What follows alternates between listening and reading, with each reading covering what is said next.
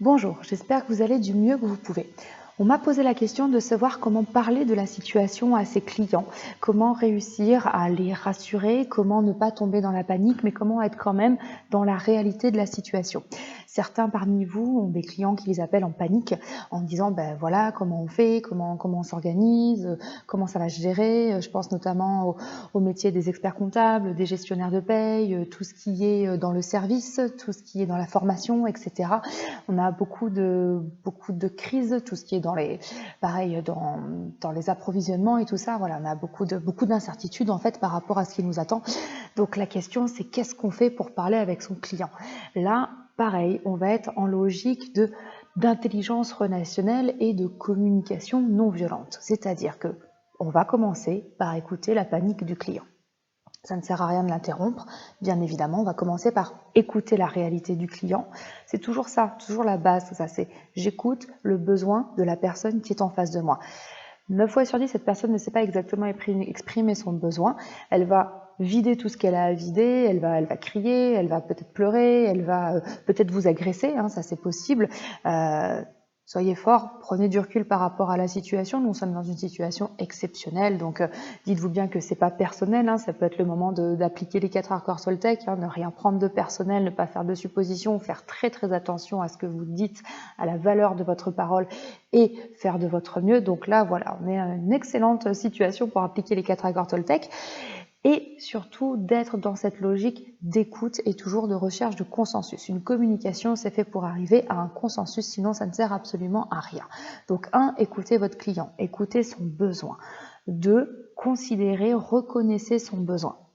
3, exposez-lui le vôtre de la façon la plus calme possible. Il est évident que si vous répondez en disant non, bah non, mais c'est pas la peine, ça va pas le faire, vous vous rendez pas compte, comme même moi j'ai pu le faire, j'ai aussi craqué au téléphone il y a quelques jours par rapport à un échéancier, et c'est vrai que je me suis rendu compte que j'avais pas gardé mon calme dans la conversation. Je me suis excusée, voilà, j'ai pris du recul, etc.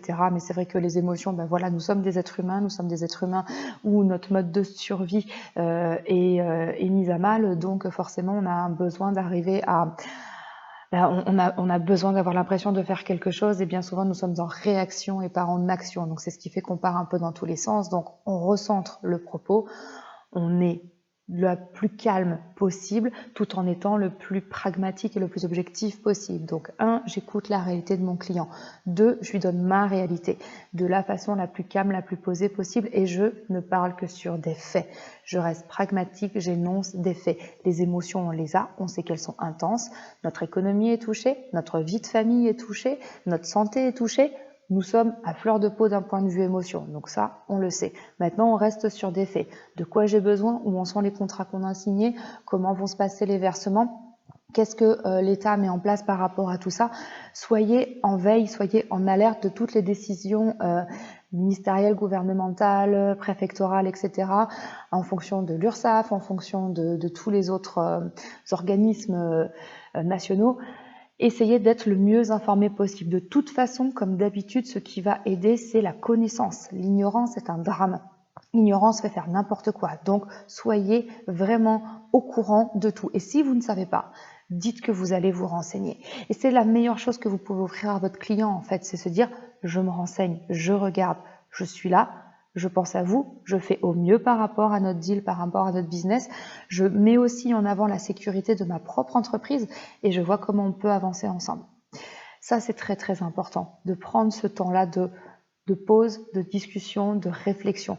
Accueillez les émotions de votre client telles qu'elles sont. C'est pas contre vous, c'est juste sa réaction personnelle. Hein. Là, on est vraiment à fond dans les accords Toltec. Ensuite, écoutez son besoin, identifiez-le, reformulez-le. Donc si j'ai bien compris, en fait, là, vous avez besoin de savoir telle et telle chose. Soit vous avez la réponse, soit vous n'avez pas la réponse. Par contre, ce que vous faites aussi, c'est que vous allez formuler votre besoin. Comprenez bien un tel ou comprends bien machin que moi, je suis dans cette situation. Donc, on regarde comment on peut au mieux, en fait, trouver quelque chose qui va nous rassembler, qui va nous permettre de trouver ce fameux consensus dont je vous parlais. Quittez-vous sereinement, véritablement, en vous disant, voilà, écoute, on fait de notre mieux. Et vous ne pourrez rien dire de plus que nous faisons de notre mieux. je reviens vers toi, rappelle-moi tel jour, c'est un tel qui te rappellera, on verra comment ça avance. Nous sommes au jour le jour. Il y en a qui ont des activités plus ou moins faciles, il y en a qui ont des activités plus ou moins impactées. Donc, c'est chacun ensemble. Et insufflez aussi à votre client cette logique de solidarité, cette écoute mutuelle. On est tous dans le même bateau, tous dans la même galère, donc soyez là pour être un maillon de cette chaîne de solidarité qu'on est en train de développer pour pouvoir avancer et traverser cette crise. Ça, c'est très très important. Donc, vous l'écoutez et vous reconnaissez véritablement sa souffrance et ses besoins. 2, vous expliquez votre situation de la façon la plus pragmatique possible. 3, vous trouvez le consensus. Voyez ce que vous pouvez faire. 4, soyez très très informés sur ce qui se passe, ce qui se joue au niveau des lois. Ça, c'est très important et de tous les mécanismes qui vont se mettre en place. 4, fixer un prochain rendez-vous pour pouvoir dire là, je te donnerai des infos si je les ai ou là, je reviens vers toi à tel moment. C'est pas utile d'inonder de mails les entreprises, c'est pas utile de les appeler toutes les 5 minutes. Ils ne pourront pas faire leur travail. Et là, je m'adresse aux clients. Ils ne pourront pas faire leur travail si on les dérange toutes les 5 minutes. Ça, c'est évident. Donc, faites confiance.